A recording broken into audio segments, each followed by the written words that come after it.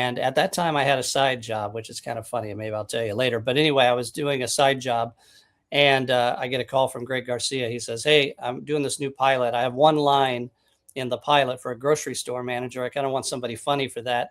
And are you available?" I'm like, yes, yes, yes, yes. So I went in, I shot my one line in the pilot, and then the show got picked up. And then the first season, I was just a guest star, but I did 13 episodes. And then at the end of the season, he says, how about we give you a contract? And I was like, yes, yes, yes, yes. After 25 years, I finally was a series regular on a national network show. This is Coop's Comedy Corner. Coop's Comedy Corner.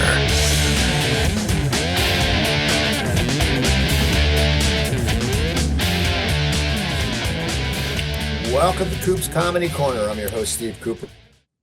First of all, happy holidays. When you're listening to this, it'll be Hanukkah will just be ending, and Christmas will be just a few days away. And I want to give a big shout out to Jimmy Corhan from Comedy Trainwreck for producing the show. They do so much good work with stand-up comics and people in the industry in Philadelphia. So you got to check them out. Go to Comedy Trainwreck, follow them on YouTube, and follow my show on YouTube. And we have a great show today. You know, it's funny. This gentleman was on my show 11 years ago. He was on Cooper Talk. And I remember when I reached out to him, and we'll talk about it, he was the Del Taco guy. Now, people, if you don't know, Del Taco is this chain, sort of like a Taco Bell. But to me, they had the bacon double Del cheeseburger was better than the In-N-Out burger. And I will argue that with anyone. But my guest played Dan. And he was in, I mean, if you lived in LA or on the West Coast, you probably saw him at least once a day. And my guest, and he's been in so many great shows, and he teaches acting now, and he's the person you want to go to because he's booked so much. And my guest is Gregg Binkley. How you doing, Greg? Good, Coop. How are you? Good. You know, I want to get into your career, but I see you on Facebook. I want to hear about the acting class, and you interview casting directors, and it's really interesting because I was just talking to Jimmy, my producer, and you know, I lived in LA, and there's acting teachers who haven't been in anything, but you're someone who's constantly worked, you know, and so you're someone who actually has insight. But tell me when this started, and tell me all about it. Yeah, well, it started in 2017. I, as you know, have been a working actor for over 30 years, 35 years. And, you know, when I moved out here from Kansas, I had one goal in mind. I was going to be a series regular on a national network show.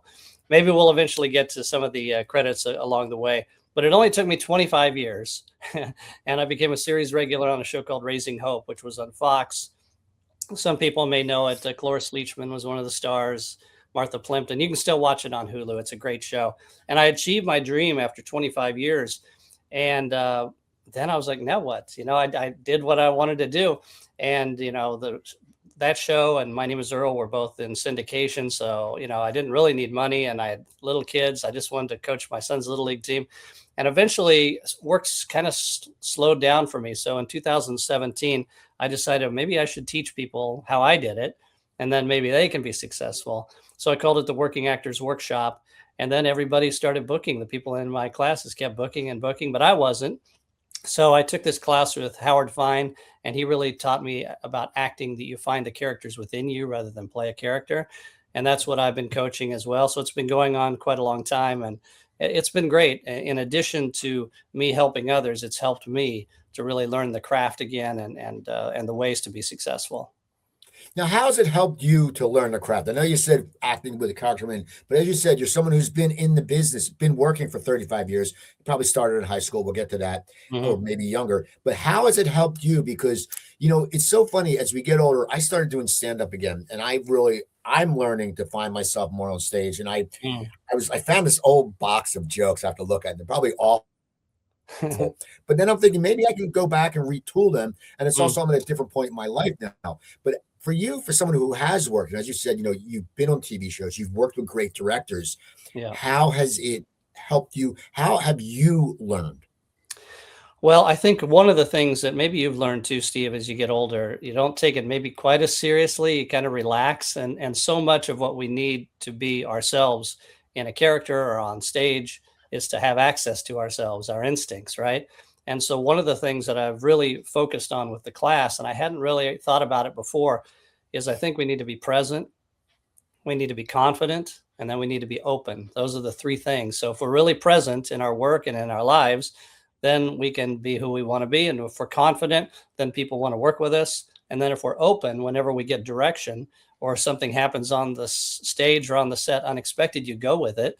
And then people recognize that you're in the moment with them. So those are three things that I've really particularly learned. But also, like I said, I used to think you had to play a character, that when you got this script, then you became somebody else. And I'm sure there's a lot of actors that take that approach.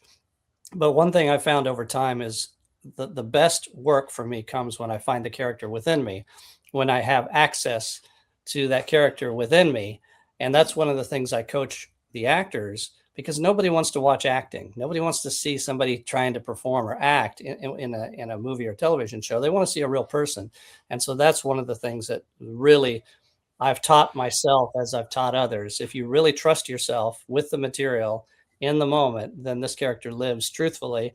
And then you and the audience are all in the same moment. We're not watching an actor act. And as the actor, we're not trying to act. We're just living in the moment. And I think that's the way to be as an artist, in your art and in your life.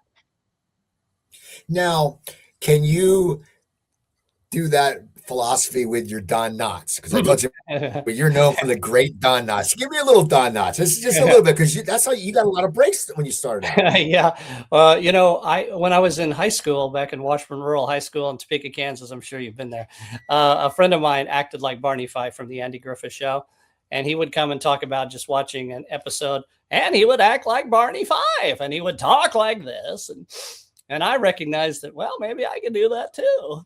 And so then I came out to Los Angeles, and I went to this restaurant called Ed DeBevick's, which was a 50s diner, where when you walked into the diner, it was as if you're walking into the 50s. All the waiters were actors playing characters, waiting tables.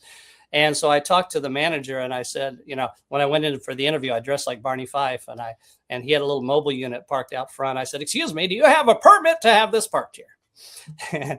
And he laughed, and I was like, "Oh, I'm just acting like Barney Fife." He goes, "Well, we're not looking for specific characters. We're looking for character types." So then I started waiting tables as a nerd with a "Kick Me Hard" sign on my back and stuff. And after about a month, the manager said, "Hey, would you consider walking around the restaurant as if you were the deputy, the security guard?" And I was like, "Yeah, sure, if it means not waiting tables." So I put on the whole Barney Fife outfit and started walking around. And I really didn't know how to act like Barney. Barney used to have a line like, "Well, there's Andy and me, and baby makes three." He'd hit his gun. And so I would say that. But over time, I started to develop the character. And I got known for it. And, "Oh, you're the guy that plays Barney Fife at Ed DeBevick's." And I was over at Petco not too long ago. And the guy goes, "Didn't you used to do Barney Fife at Ed DeBevick's?" That's 35 years ago. And so a lot of funny things happened there. And I met a lot of famous people. But I remember one time one of the things I would do is I'd go up to a pretty girl, and ask her, do you have some identification? She was drinking. So I remember I went up to the bar, and there's this woman with a low cut blouse on with nothing on underneath it. And I said, "Excuse me, ma'am, I'm going to have to see some identification." And she pulls it down and reveals one of her chimichangas there to me. And she says, "This is my ID, Barney." I said, "Ma'am, I'm sorry, but I'm going to have to see 2 pieces of identification." So a lot of funny things happened there. And there was a famous radio DJ named Rick Dees. He used to be very famous. And this was in the 90s, like 1991. He saw me there and put me on his late night show. And I became a regular on that. And that's how I got out of waiting tables and became a full-time actor. And for the most part, that's been happening ever since 1990. That's amazing. That's so funny how little things like that can happen. Like just that role. Right. I mean, it is something that you went in you just wanted a job waiting tables to make bills, Right. and it led to this success. Now, you're from Kansas. When did you know you wanted to get into acting? I mean, were you a kid who just loved watching TV, or what was your path to following the dream? Yeah. So in 8th grade, I remember I used to goof around in the school, and the football players were friends of mine, but they would like throw me against the lockers, and I would be able to do like a Pratt thing where I'd put my elbows up like this and snap my head back, and I'd be, and people, "Oh, you okay?" No, I'm just joking. Well, anyway, the 8th grade drama teacher saw me, and he said he was doing You're a Good Man, Charlie Brown, the music You're a Good Man, Charlie Brown musical. And he said, "Would you consider trying out for Snoopy?" And I was like, I guess. So I tried out. I ended up getting it. Then I get up on the stage and I'm singing and doing all this stuff as Snoopy, and people are really responding and reacting. And I remember my dad afterwards saying, "You actually did. You were really good." And I was like, "Really?" One of the few times he said something like that. So I decided to start. I'll do more plays. And I really wanted to be a basketball player, Steve. That was really what I wanted to be. But everybody grew except for me. So maybe I can be an actor. So I did the plays.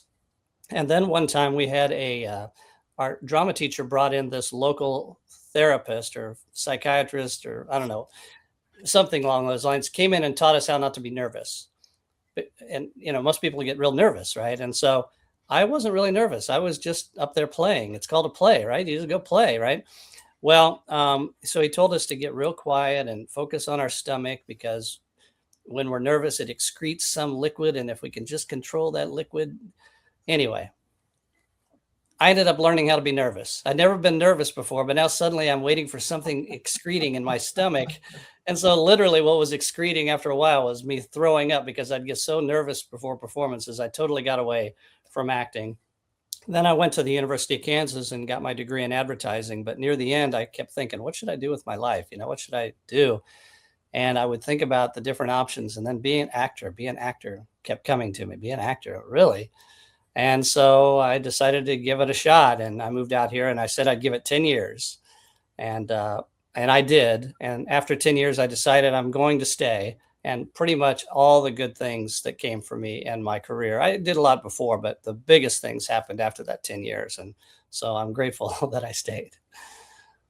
Now, how do you go from, being the Barney Fife on Rick Dees, which is sort of pigeonholing because you're an actor. The bottom line is you're an actor, and that's great. You got to leave your waiting job, but I'm sure your passion wasn't to be impersonating Don Knotts Right, on a late night exactly. show. I mean, so but I Exactly. mean, and so most people will die for that job. You know how it is. Like people, oh my god! But so did you start getting tired of it? Were you not happy doing that, or how? And were you still taking class at the time, or what were you doing? Yeah, I always love your questions, Coop. You're a great interviewer. I got to say, I loved the last time I was on here and this time too. You just great questions. But anyway, I was very concerned about it because it was not my act. It was Don Knotts' act. Now I found my own way to do it, and I would come up with a lot of stuff that, just came out of me. I wasn't necessarily reciting all of Don Knotts', lines, but people did start seeing me that way. And so, yes, I was in acting class all the time. I've always been in acting class. I've always been investing in my career.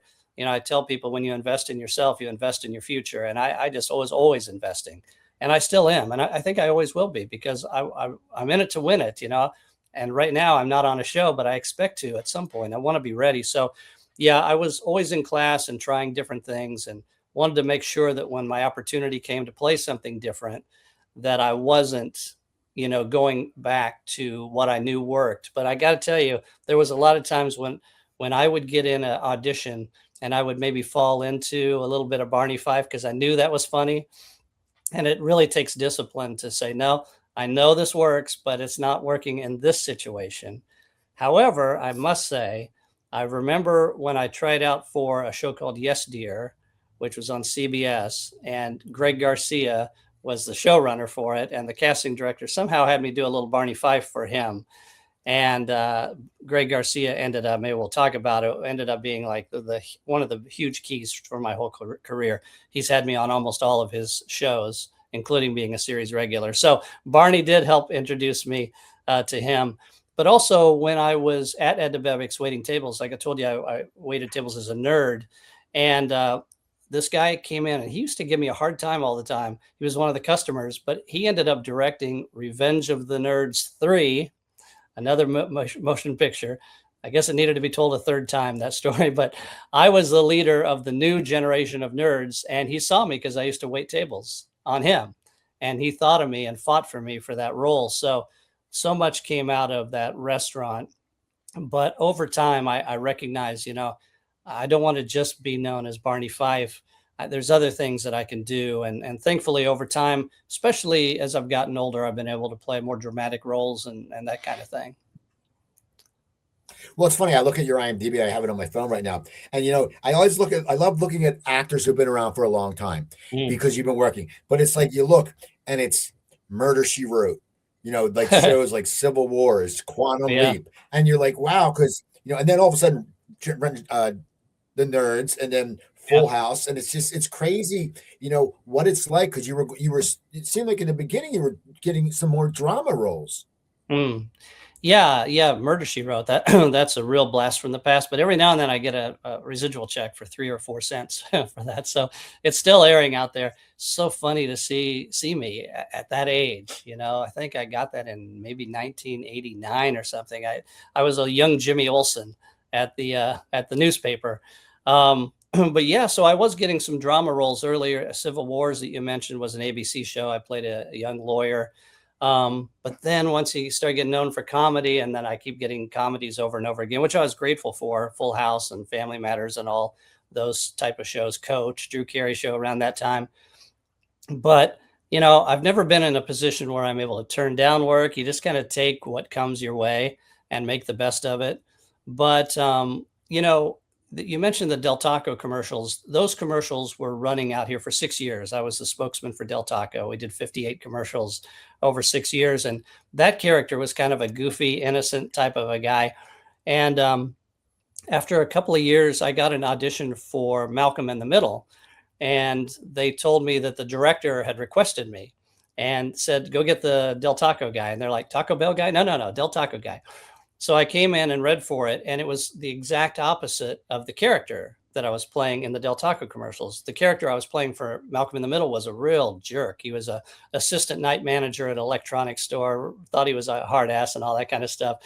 And I get it. Well, the director who requested me was Bryan Cranston, and he was going to direct the episode, and he sought me out for a role completely different than what I was known for. And so when I got on the set, I asked Bryan, why did you seek me out for this role? He said, well, I figure a good actor is a good actor. And isn't that great? I just wish everybody would see that. A good actor is a good actor. You can do whatever. And Bryan Cranston has gone on to show that he can do anything. And he was very briefly the TGI Fridays spokesman, very briefly.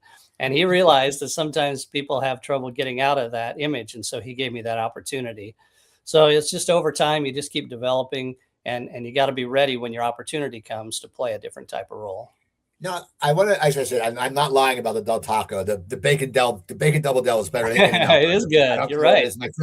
My friend Benny McRae said that one night. We were drunk in Burbank, coming over from the Blue Room, and he says, "You got to go to Del Taco." I'm like, "What?" He goes, "Get the bacon double Del." I'm like, he goes, "If you don't like it, I'll pay for it." And I ate it, and I went, "Oh, wow, this is great." And every time me and my other friends would go out drinking, you got to get a bacon double Del. But well, it's pretty tasty. So I'm not still pitching Del Taco, but I got to say, the reason for it is a lot of people don't order burgers. It's a Mexican place. So whenever you order it, they have to cook it fresh.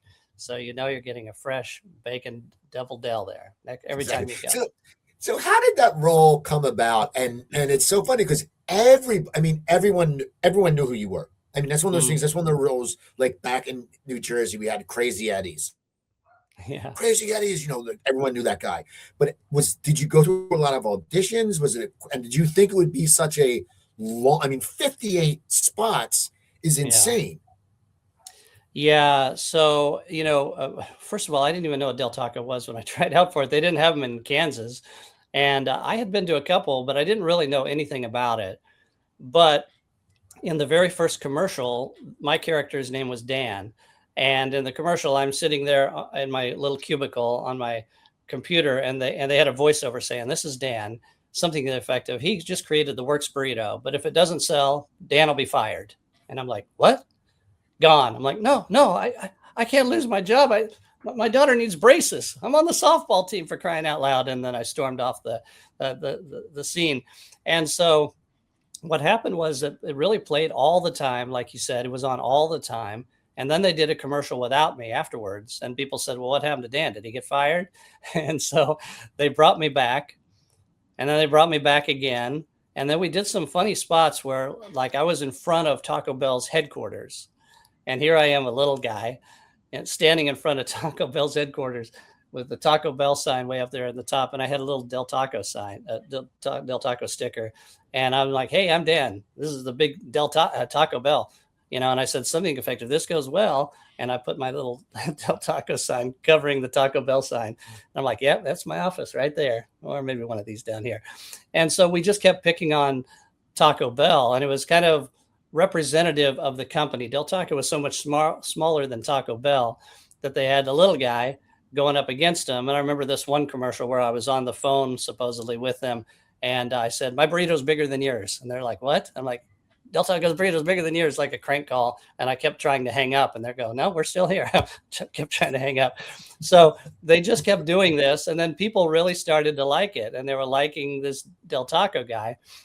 And the reason the commercials were so good was these two writers were fantastic. And they would just create these funny scenes. And it wasn't a spokesman. I wasn't like selling anything. It was this goofy guy constantly getting in trouble. And then, it created a good image for Del Taco. And I remember going to a Del Taco once in the height of this. Everywhere I went, people were, "Oh, there he is, there he is." I remember going to a Dodger game, and my friend sitting next to me, all these people coming to get their picture with me. It's like you're Tom Hanks or something. But anyway, I remember going into a Del Taco once and ordering, and the kid just goes, "Oh," and then pretty soon sweat starts coming down. So he didn't say he recognized me, but he just starts sweating. But people would say, "Yeah, I decided to work at Del Taco because those commercials were so funny." And it really created a great image for the brand, and their sales just continued to go up year after year after year after year after year. And eventually the guy that owned Del Taco sold it at great profit. So it worked out really well for him. And yeah, they didn't know it was going to turn into this. I didn't know it was going to turn into this, but it was just something that people really enjoyed. And one of the hardest things to do in commercials is to get people to want to watch a commercial. Nobody wants to watch a commercial, but they set it up such that every time Del Taco Dan was on, something crazy was going to happen. Something funny was going to happen. And, what we would do, and they would have a script and we would shoot the script, but then they would just have me improv, and we would just come up with funny concepts on the set and funny lines. And I would go to a nude beach. I would do all these kind of crazy things, and it really became successful for a long time. So yeah, I'm very grateful for it. It was the very first really contract I had as an actor. And as an actor, that's very important when you have an income. Now, you mentioned Greg Garcia earlier, and it's funny. Tim Stack has been on, and I've known Tim. He's a fellow Philly guy, and he's involved with Garcia, and right. And Greg Garcia is one of those guys that people, you don't hear about him, but even his show during the pandemic that they shot during the pandemic, Sprung, was very funny. I think it was called Sprung, and so So go back again about how he saw you on Yes Dear. You auditioned for it, and then So I tried out for Yes Dear. I think it was around season 4 or something. That show went on for a long time, and I played a guy in a waiting room, like a pediatrician's office. Interestingly, the kid that played my son, his name was Brett, and I wasn't married yet. I hadn't met my wife, but I always said my son's name's going to be Brett, and this kid's name was Brett. By the way, I named him after George Brett. You can still like George Brett. You guys beat us. You're a Philly guy, right? You guys beat us in the World Series a long time ago. But you gotta like George Brett. George Brett was a great hitter. Yeah, fantastic hitter. So this episode, I got in a fight with the main character on Yes Dear, and we got this little slapping fight. We're trying to hit each other like this. It's so pathetic. And so the very last season of Yes Dear, Greg Garcia brought me back as a flashback to fight this guy again. At the same time, he was just about to cast My Name is Earl. And so they thought of me for My Name is Earl for the pilot episode. And in the pilot episode, Earl is creating his list of all the bad things he did in his life, right? And he decides the very first one to cross off his list is this guy, Kenny, that he used to beat up. And so, Greg ended up bringing me in for that. And I got cast as Kenny in the pilot. The pilot went on to win Emmys for Greg Garcia, for the director, Mark Buckland, and the casting director, David Waite Peasley. They all won Emmys. It's a great pilot. It's still on Hulu. I highly recommend you check it out if you haven't. And it's a great show. My Name is Earl. So Yeah, so I ended up doing 20 episodes of My Name is Earl. They kept bringing me back. And then when Greg Garcia was casting Raising Hope, when Earl got canceled, which it never should have been canceled, people still wanted it to come back. But when it came back, he just went over to Fox and said, I'm going to create a new show called Raising Hope. And at that time, I had a side job, which is kind of funny. Maybe I'll tell you later. But anyway, I was doing a side job, and I get a call from Greg Garcia. He says, hey, I'm doing this new pilot. I have one line in the pilot for a grocery store manager. I kind of want somebody funny for that. And are you available? I'm like, yes, yes, yes, yes. So I went in, I shot my one line in the pilot, and then the show got picked up. And then the first season, I was just a guest star, but I did 13 episodes. And then at the end of the season, he says, how about we give you a contract? And I was like, yes, yes, yes, yes. After 25 years, I finally was a series regular on a national network show. And yeah, Greg has been such an ace in the hole for me. He is a genius and a great guy. So very, very fortunate that he came into my life and me into his. Is there a different feeling psychologically when you are going to the set as a regular? Because like you said, My Name is Earl. You were in the pilot. You ended up in 18. Del Taco. You end up, but it wasn't like you were sitting there going, who was on a few weeks ago? Eddie Feldman, who's won Emmys for writing for Dennis Miller, and he's like, but because you're always looking for the next gig. You're always that feeling. So for you, what is the feeling when they say, first of all, you've established you've gotten that dream, but just financially, it's much more lucrative. But just is there a feeling differently? Like you're like, wow, like I know I have a year full of work instead of doing a spot and hoping. I mean, how do you mentally? Does it make you very relaxed, or does it make you lose your edge? I mean, how does it feel when your whole life has just changed? Lose your edge. That's an interesting thing, because I do see some people do that, and they think they have it made. As actors, we never really have it made. But when you know that you actually have a guaranteed income, as long as the show doesn't get canceled, that is huge. And yeah, it does give you a different feeling of confidence that you don't have to go prove yourself every week. Sometimes when you're a guest star, you don't want to screw up. That's the main thing. You want to come in and not screw up. And when you're a guest star, also, everybody knows each other and you're trying to get in the middle of it. But yeah, you just get a real feeling of confidence. And it's such a difference knowing that you have an income. I can't say it enough. I mean, my wife's originally from Japan, and so we have 3 kids. And whenever we fly to Japan, I didn't have to worry about missing a job because I had a job. But now I'm like, I can't go out of town because I might miss an opportunity. So there's that, but there's also the relaxation on the set because you're constantly working. You're getting another script, and you go and you do it, and you get another script. You go and you do it, and your muscle of memory and everything gets so good, and you really work from relaxation. So you do your best work. So yeah, it's so fantastic. And I think one of the things that we had on Raising Hope is Garrett Dillahunt, who's a fantastic actor, Martha Plimpton, who is a brilliant actor. Some of us were a little bit older, so we were established, but we hadn't been regulars, and so we all really appreciated it. And so sometimes you get on a show and you hear people complaining, I don't have enough lines this episode, I don't know, complaining about this, that, and the other thing. And I tell all these people, my gosh, you are so fortunate to have this job. Enjoy it as long as it can last, and just make the best of it outside of it too. But on the set, just enjoy it. And I've been very fortunate, the Barney Fife thing on Into the Night with Rick Dees, that was a year. And then, Del Taco was 6 years. I've had recurring roles on 13 different TV shows. And then Raising Hope was 4 years. So all of those things are like, for me anyway, an actor's dream to know that you have steady work. Now, what was it like working with Cloris Leachman? Because she's a legend. I mean, that's like, she's just, I mean, the woman's a legend. I mean, everyone knows, if you're over a certain age, you remember her. What was it like working with her? Because it's like, it's got to be, that must also make you feel so accomplished that you're working with a legend. She won, I think, 7 or 8 Emmys and an Academy Award. Pretty impressive. And so she was a wild card. You never knew what she was going to do. I mean, I'll never forget one time, she was in her 80s, mid 80s, and she goes, hey, Greg, look at this. and she turned around and pulled her pants down and mooned me. And it was a full moon. 85-year-old. I think I skipped lunch that day.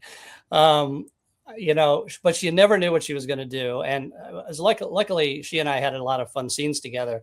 One episode where the two of us got drunk together and ended up in bed together. And when I wake up, I'm next to her and I'm like, did we? And she goes, oh yeah. Does that grocery store of yours sell pregnancy tests? And so we had a lot of fun together when we worked together. But she was just very intuitive. And one thing I remember, whenever I would stand next to her right before a scene started, she would start laughing. She would just kind of go, and I don't know if it was that she was thinking of the line she was about to say and that she thought was funny, or maybe she was just trying to have a lightened mood before she started the scene. But that's something I've always remembered, when I'm doing a scene, maybe I'll just kind of chuckle a little bit just to bring a little levity to myself. But yeah, she was great. The crew, I mean, you never knew what she was going to do in a good way, not always a good way, but a lot of times a good way.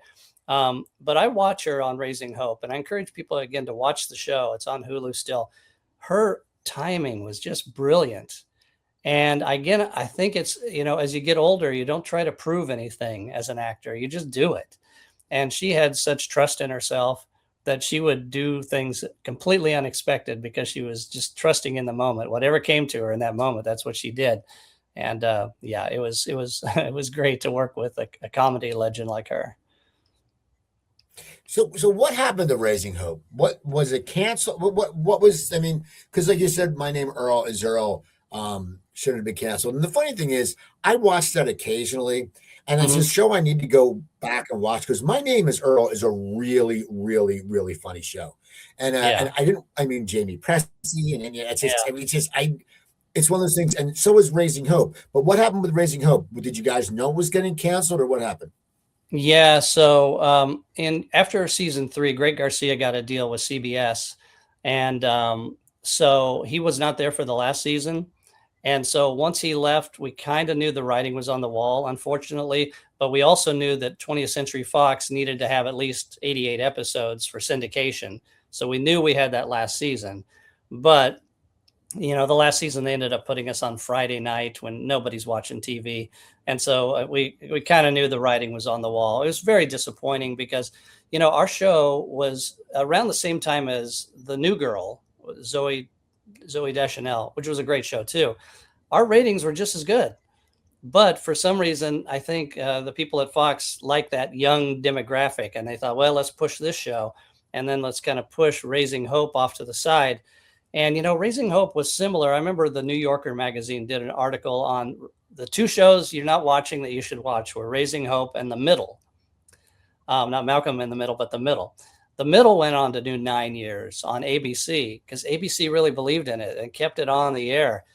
And I always thought, man, if we could have paired up with The Middle, we could have been on for 9 years. But, I'm so grateful for the 4 years that we were on. So many great episodes. And, recently I did an autograph signing thing in Tennessee where I went with the My Name is Earl cast. So Jamie Presley and Jason Lee and all the regulars were there. And for that, we all got up on the stage and people, asked us questions, but the whole crowd was chanting, "Bring back Earl, bring back Earl, bring back Earl." So who knows, maybe we can revisit Earl down the road. I would love to do that, but Raising Hope, I wish we could have lasted longer too. It was a dream. We shot it on the set where they shot 24. It was up in Chatsworth. You're familiar with Chatsworth. I used to say it was the only thing shot in Chatsworth that wasn't a porno because it's the porno capital of the world, Chatsworth. But we had our own set up there.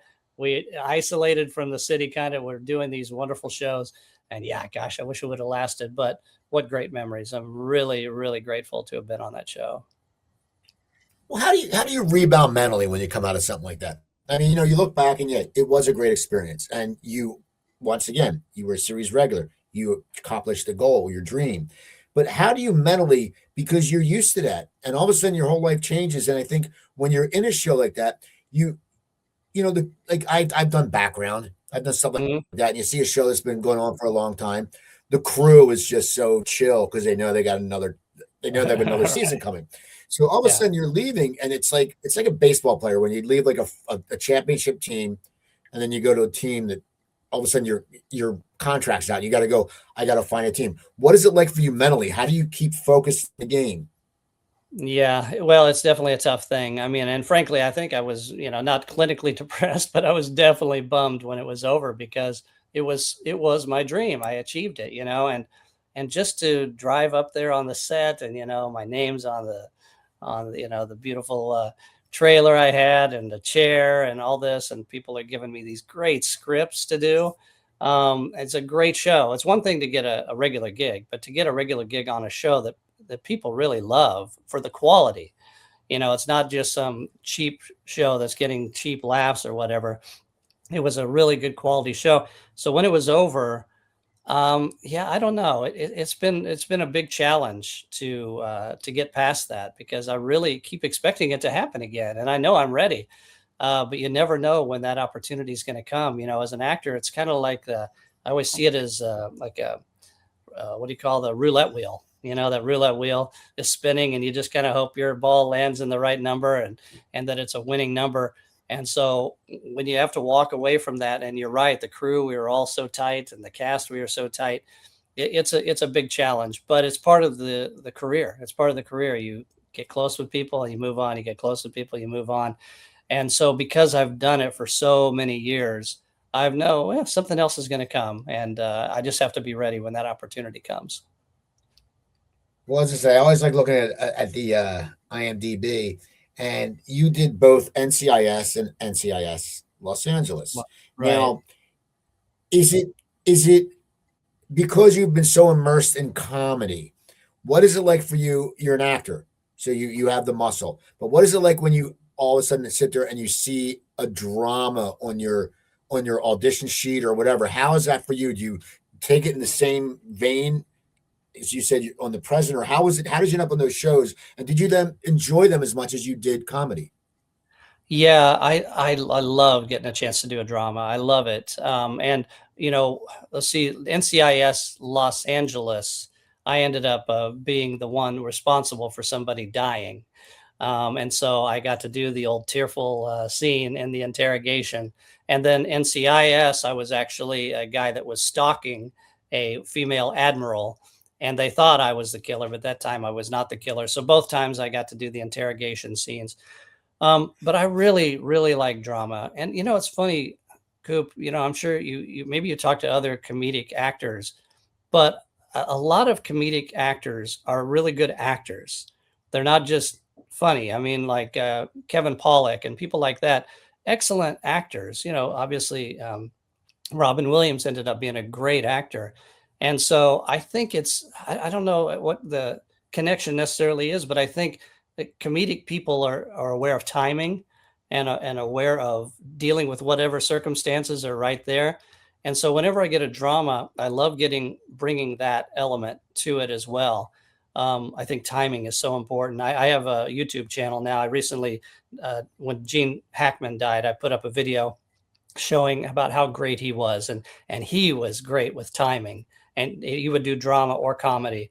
But when I get on NCIS, I just love being able to connect personally to whatever the circumstances are, and making sure that character has humanity in the moment. And so yeah, I'd be happy to do a comedy, but I really love doing drama.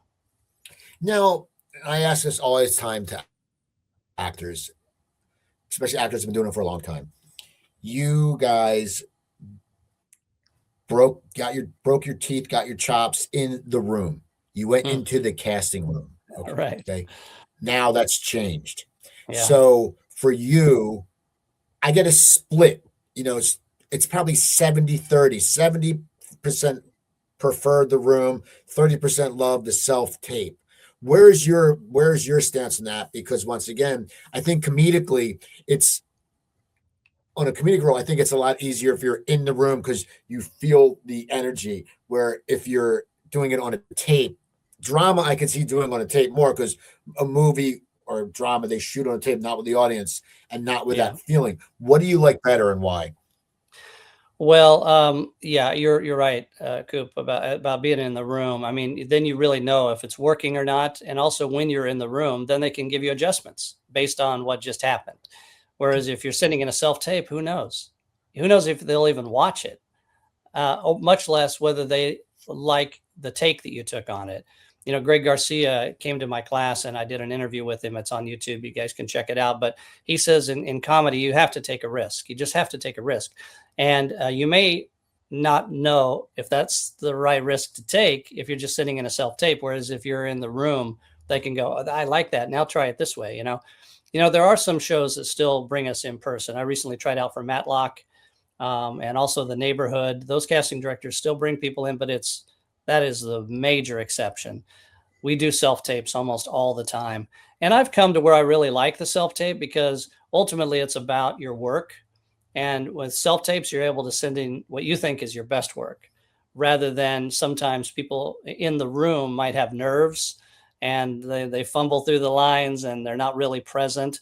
That's a whole nother skill to be able to go into a audition room, be present, trust yourself, allow moment to moment when you really want the job. So that, there's been times, Coop, where I just fell apart in the room.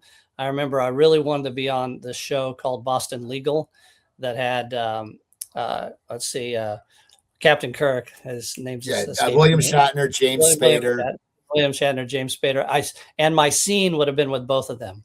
And I drove down to Manhattan Beach, and the whole way I'm driving, I'm going to do this scene with these two guys is going to be on my demo, and then David E. Kelly's going to put me on a show, and la la la. I went into all this kind of crap in my head, and as soon as I got in the room, I just froze because I put so much pressure on myself.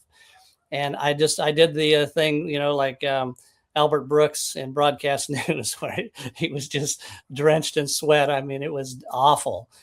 Now, with self tapes, you don't have to worry about that because you're in control. You can do it whenever you want to record it, and you can really send in your best work. So I really do like self tapes myself. The problem is you don't know if they're ever going to watch it. You don't know if they see it. They can turn you off after 2 seconds if they go, he's not right for it, and may not see all your work. Whereas if you're auditioning in the room, they have to sit through it, whether they want to or not. They have to watch you all the way through. I have a funny story. This might entertain you. When I tried out for a CBS drama once, I went into the room. They gave me like 7 pages of material, and I went into the room, and the casting director was sitting here, the cameraman was here, and then there were producers all around me. There was like 12 people in this small room, and I came in, and my character was this dean of a new school that was welcoming students, and then later accused of murder. So there was 2 scenes. So I come in, I'm ready to go, and they go, "Okay, Greg, go ahead." And I start my scene reading with the casting director. Right next to him is a producer, and as soon as I started reading, here's what he did. He acted like he fell asleep right next to the guy that I'm reading with. And it was so in my head, I'm like, what is this guy doing? So I literally tried to talk to the guy because I'm talking to people. I'm trying to wake the guy up. And I finished the scene. And after I finish the scene, then he comes back like he's awake. And then they go, "Okay, Greg, do the next scene, interrogation scene." I start it, and there he goes again. Like he fell asleep again. And it so messed with my head that I remember I kind of fumbled through my lines and screwed up. And I remember going home, and another guy that tried out for it texted me. He goes, "Oh, you're going to get that one. You were so good for it." I'm like, "No, the guy fell asleep." He goes, "Oh, he does that all the time." So anyway, with self tapes, you don't have to worry about a guy next to the camera acting like he's asleep while you're working. So that helps. So I like them both. Some people are great in the room. I imagine you're so personable. I bet you'd be great in the room. I mostly like to just get to the work.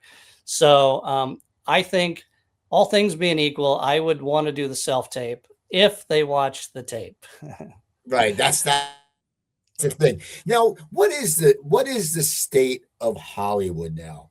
I mean, it seems like there's all these shows on, but all these shows are casting. It's funny. The late great Willie Garson is such a wonderful guy. He was and my said, neighbor right down the street. Yeah.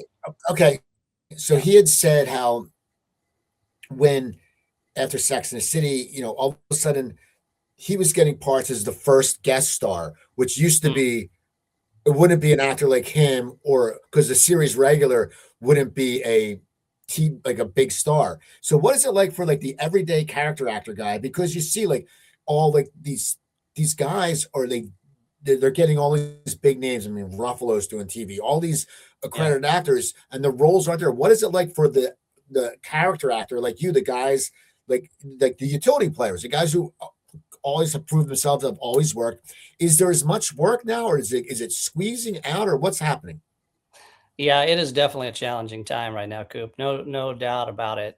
When I first started, way back in the days of Murder She Wrote and Drew Carey and all those things, when you were the guest star and you had accumulated a reputation, they would give you your quote. You would have what they called a quote. So there's a SAG minimum that they have to pay you, SAG minimum for the week that they have to pay you. But when you're established, you get your quote, which could be double the SAG minimum or quadruple the SAG minimum. And so people way back in the days of Mannix or whatever those shows, those people could make a lot of money as a guest star. Well, over time, and when corporations started buying the studios and it really became more about the bottom line, they realized, well, we don't have to pay these actors that much, just pay them the minimum. And pretty soon, then you have to accept it. And that's, if you want to work, you just kind of have to accept it. And that comes for a lot of people. Now, somebody like Mark Ruffalo, who, by the way, worked with me at Ed DeBevick's when we were at Ed DeBevick's, to bring that story back, when I was Barney Fife, Mark was a bartender. I haven't seen him since. He's done pretty well, I think, since then. But when somebody like a name, they're obviously going to pay them more than the SAG minimum. But for the other people, for the most part, you just have to take what you get. And while there's more TV shows, some of them are shooting outside of Los Angeles. And so they do local hires in Atlanta or Albuquerque or wherever it is. So it's definitely become a bigger challenge to do this as a career long term. We're all holding out again for that series regular. And since I've done it multiple times, I keep believing it's going to happen for me. But for a lot of people, it's become very, very challenging. And some people just move away, And in some cases, it's not terrible because of self-tapes. You can still send in your self-tape, but then you have to fly yourself to that city if you get the job. So I would say, there's so much work out there. So people are working. And I keep reminding myself, people are working. And I got to see myself as being one of those people that's working and expect it to happen and prepare for it to happen. But the truth of the matter is it's a very challenging time for actors, for agents, for everybody. Now, I have to ask you, you mentioned a side job earlier in the interview. What was that side job? Well, there was a brief period of time.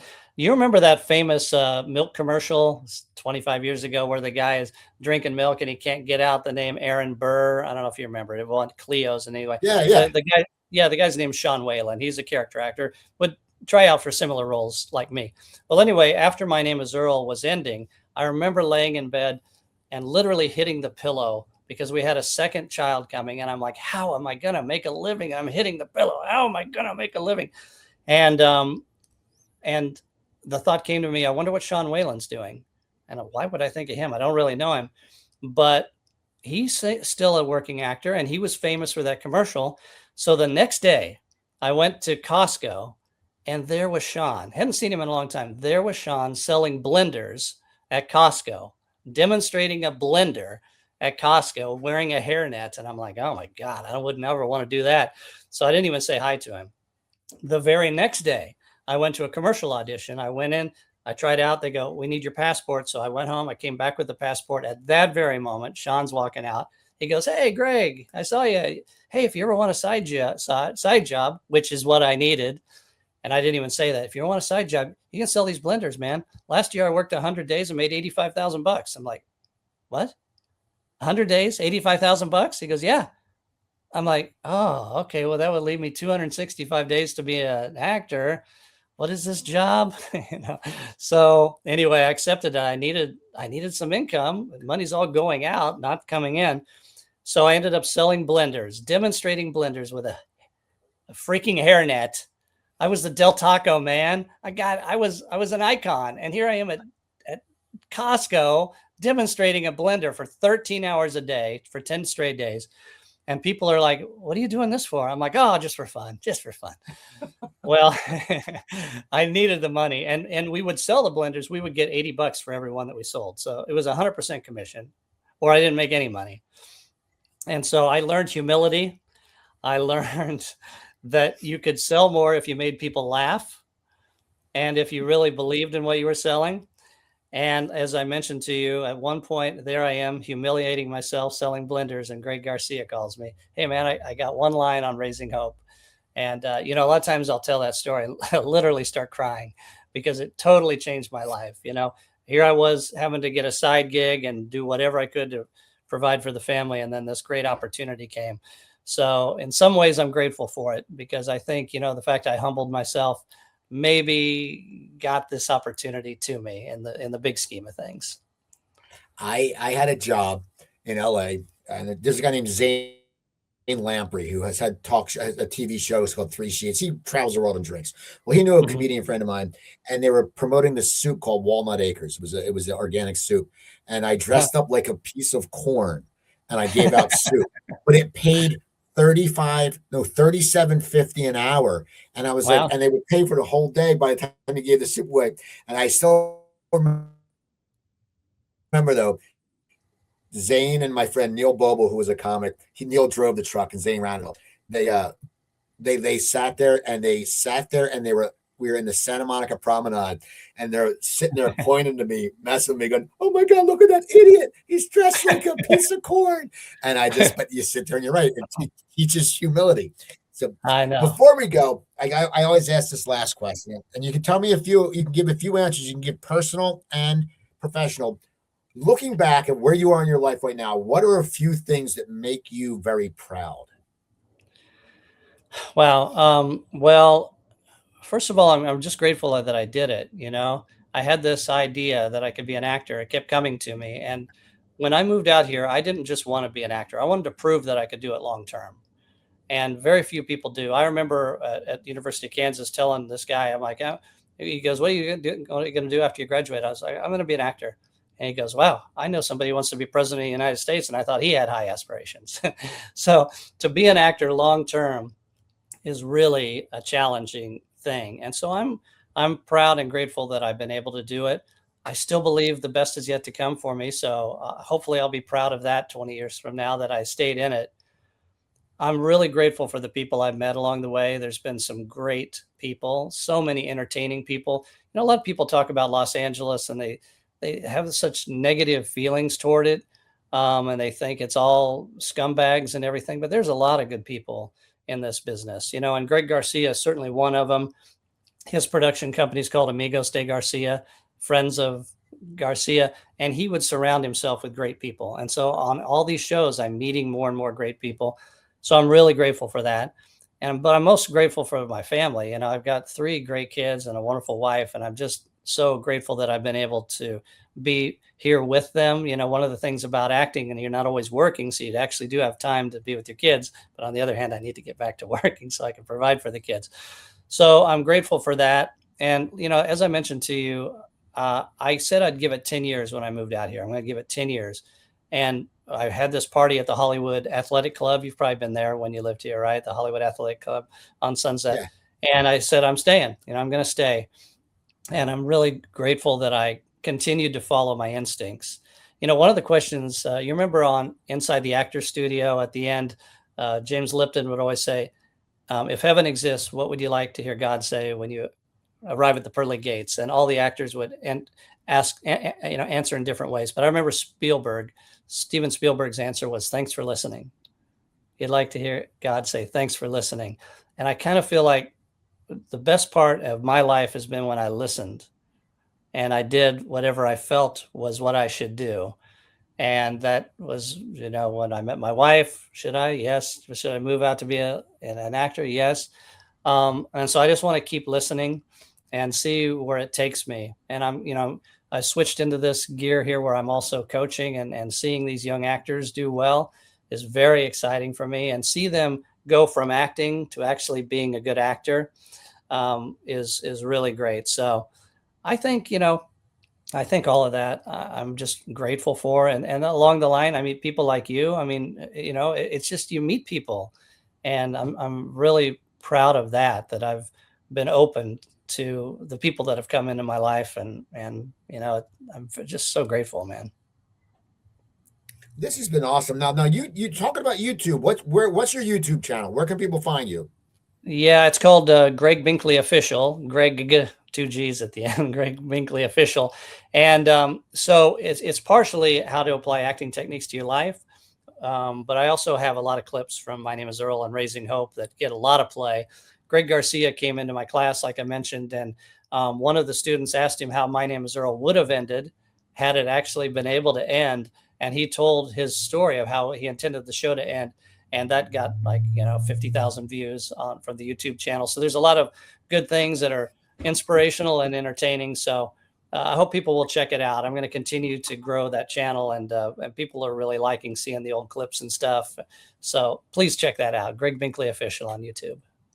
So people go check out Gregg Binkley Official. Also go to YouTube. You can look up Coop's Comedy Corner. We have a bunch of great past episodes. You can go to a Comedy Train Wreck. They have great shows.